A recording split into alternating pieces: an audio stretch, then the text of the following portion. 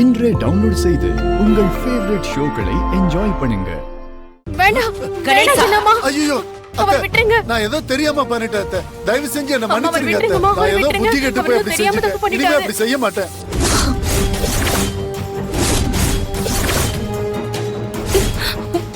மனுஷனுக்கு தான் மன்னிப்பு, உன்ன மாதிரி துரோகிகளா இல்லடா. ஐயோ அம்மா. ஐயோ என்னங்க என்னங்க ஐயோ அம்மா. என்னங்க அம்மா.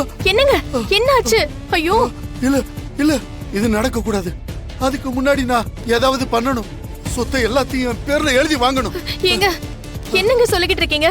எனக்கு ஒண்ணுமே புரியல. ஏய் உனக்கு ஒண்ணும் புரியாது. பேசாம படு. சொத்து என் பேருக்கு வேணும். சொத்து சொத்து. ஐயோ போக கூடாது. நம்ம கையை விட்டு போக கூடாது. சொத்து ஏங்க சொத்து. அமைதியா இருங்க, அமைதியா இருங்க, அமைதியா இருங்க, அமைதியா இருங்க. ஒண்ணும் இல்ல, ஒண்ணும் இல்ல, ஒண்ணும் இல்லைங்க, ஒண்ணும் இல்ல. மீனா என்னன்னு என்னன்னு தெரியலம்மா. நேத்துல இருந்து எனக்கு மனசே சரியில்லை. ஏதோ தப்பா நடக்க போற மாதிரியே தோணுதுமா. ஐயோ என்னன்னு ஆச்சு? அம்மா நீ ஒண்ணு கவலைப்படாதம்மா. அண்ணன் நான் இருக்கேன். எந்த பிரச்சனை வந்தாலும் அண்ணன் நான் பாத்துக்கிறேன்.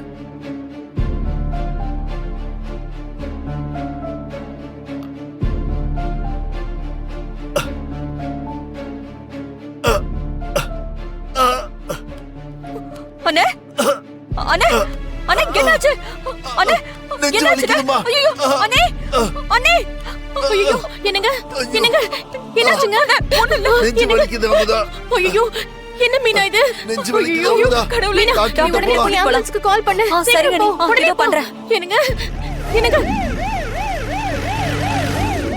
மீனா அண்ணே அண்ணனுக்கு ஒரே ஒரு உதவி பண்றியாம்மா?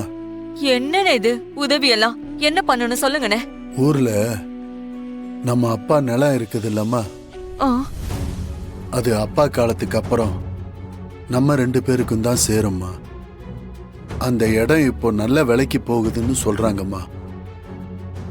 அந்த இடத்த நீ என் பேருக்கு எழுதி கொடுக்கறியாம்மா?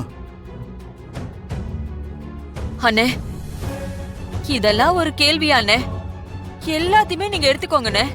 இல்ல மீனா, அந்த இடத்த வித்து வெண்பாவுக்கும் சேதுவுக்கும் அவங்க பேர்ல கொஞ்சம் பணத்தை பேங்க்ல போட்டு வைக்கதாம்மா. நாளை பின்ன எனக்கு ஏதாவது ஒண்ணு ஆச்சுன்னா அவங்க எதிர்காலம் நல்லா இருக்கணும் இல்லம்மா. அதான். இப்படி எல்லாம் பேசாதீங்க. அப்படி எல்லாம் எதுவும் ஆகாதுண்ணே. நீங்க நல்லா இருப்பீங்கண்ணே. உங்க பிள்ளைங்க 2 பேருக்கும் நல்ல வாழ்க்கை அமைச்சு கொடுத்து பேரம் பேத்தி பார்த்து நல்லா வாழ்வீங்கண்ணே. உங்க தங்கச்சி நான் இருக்கிற வரைக்கும் உங்களுக்கு எதுவும் வர விட மாட்டேனே. நம்ம கையில என்னமா இருக்கு? எனக்கு எப்போ என்ன நடக்கும்னு சொல்ல முடியல. தங்கச்சி தங்கச்சின்னு உன் கூடவே இருந்துட்டேன்.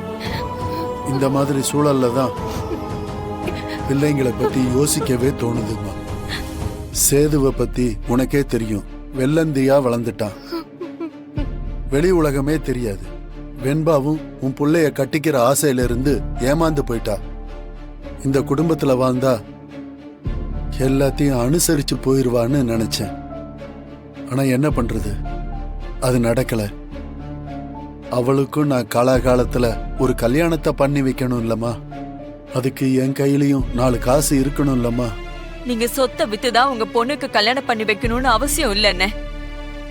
அத்தை கிட்ட ஒரு வார்த்தை சொன்னா எல்லாத்தையுமே அவங்க பாத்துப்பாங்க. இல்லம்மா, என்னதான் இருந்தாலும் நம்ம சொத்துல வர்ற பணத்துல என் பிள்ளைங்களுக்கு கல்யாணம் பண்றதானமா முறை. அத்தை பிரியப்பட்டு செஞ்சா அதை நான் வேணான்னு சொல்ல போறதில்ல. ஆனா ஒரு தகப்பனா எனக்கு ஒரு கடமை இருக்குது இல்லம்மா. சரிங்கண்ணே பண்ணிரலாம்.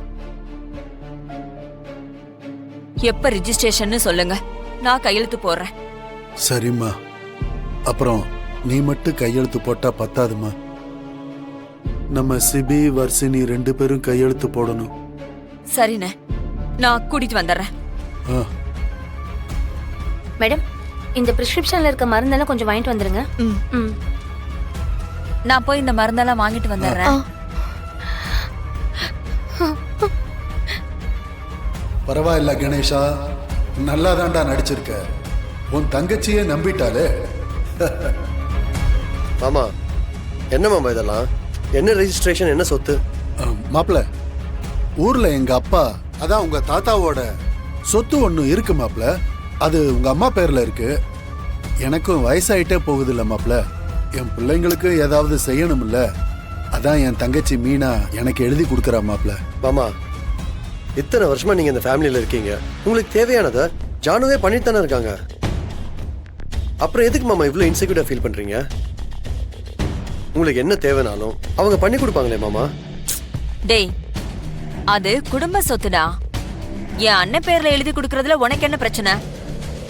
பா, அவர் கேட்டா நம்ம கையெழுத்து போட்டு கொடுத்துருவோம். வா. சரி, உங்க விருப்பம். சார், டாக்குமெண்ட்லாம் ரெடியா? Ready sir. சார், இவங்க என் தங்கச்சி மீனா, ஓகே. அவங்க பிள்ளைங்க சார். இது என் மாப்பிள்ள சிபி, இது என் தங்கச்சி பொண்ணு வர்ஷினி.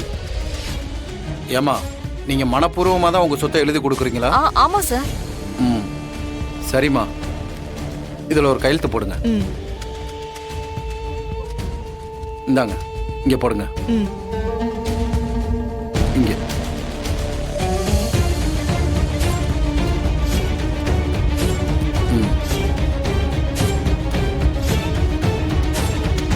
மாப்பிள்ள, நீ போடு மாப்பிள்ள.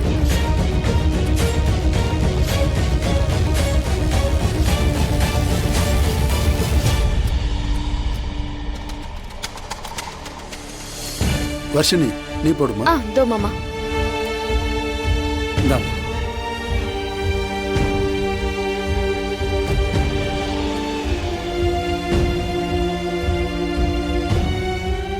சார், நீங்களும் ஒரு கையெழுத்து போடுங்க. சரிங்க சார்.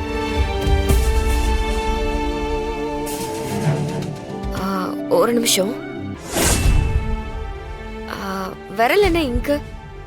ஓ, இதுவா? ரெஜிஸ்டர் ஆபீஸ் வரைக்கும் போயிட்டு வரோம். ரெஜிஸ்டர் ஆபீஸா? எதுக்கு? எங்க தாத்தாவோட சொத்து ஒண்ணு ஊர்ல இருக்கு. அது மாமாக்கு தேவைப்படுதுன்னு அம்மா சொன்னாங்க. அதான் மாமா பேருக்கு எழுதி கொடுத்துட்டு வந்திருக்கோம். யார்கிட்டயுமே சொல்லல. இது எங்களுக்குள்ள நடக்கிற விஷயம். இது எதுக்கு எல்லார்கிட்டயும் சொல்லணும்? கிராமத்துல சொத்தா? இது வரைக்கும் அதை பத்தி யாருமே சொன்னது இல்லையே. ஒருவேளை கணேசன் வேற ஏதாவது பிளான் பண்றாரா? என்ன சிஸ்டர், சேது, ஏதோ தீவிரமா யோசிச்சுட்டு இருக்கீங்க போல. அதெல்லாம் ஒண்ணும் அத்தான் இல்ல. எப்படி கவுக்குறதுனா, என்கிட்ட நிறைய ஐடியா இருக்கு, தட்டுமா? சேது, ம். கிராமத்துல உங்க தாத்தாக்கு ஏதாவது பூர்வீக நிலம் இருக்கா? எங்க தாத்தாவுக்கா? உங்க தாத்தாக்கு தான். அப்படிலாம் எதுவும் இல்லையே சிஸ்டர். நல்லா கொஞ்சம் யோசிச்சு சொல்றீங்களா? சின்ன வயசுல இருந்து அங்கதான் வளர்ந்தேன். அப்படிலாம் ஒரு சொத்தும் இல்லையே.